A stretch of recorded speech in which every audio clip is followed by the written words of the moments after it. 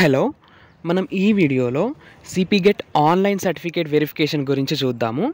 మనకు ఈ online certificate verification కోసం డాక్యుమెంట్స్ కావాల్సి ఉంటుంది. మన సర్టిఫికేట్స్, ఇంకా కొన్ని డాక్యుమెంట్స్. అందులో ఒకటి ఇన్కమ్ సర్టిఫికేట్. అయితే ఈ ఇన్కమ్ సర్టిఫికేట్ అందరికీ ఉండదు. ఎవరైతే పేరెంట్స్ గవర్నమెంట్ జాబ్ హోల్డర్స్ ఉంటారో, మదర్ కానీ ఫాదర్ కానీ గవర్నమెంట్ జాబ్ హోల్డర్స్ ఉంటారో, వాళ్ళ ఫ్యామిలీకి ఇన్కమ్ సర్టిఫికేట్ ఉండదు.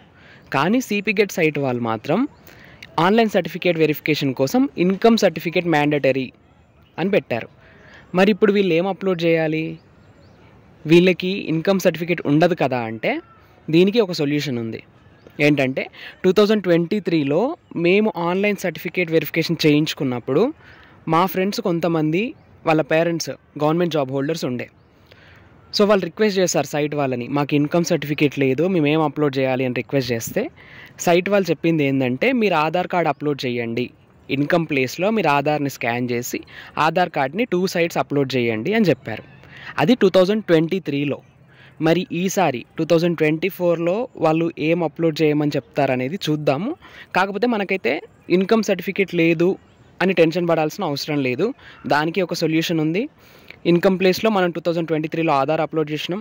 ఈసారి సైట్ వాళ్ళు ఏం అప్లోడ్ చేయమని చెప్తారో చూసి నేను ఆ విషయాన్ని కూడా మీకు అప్డేట్ అయితే ఇస్తాను.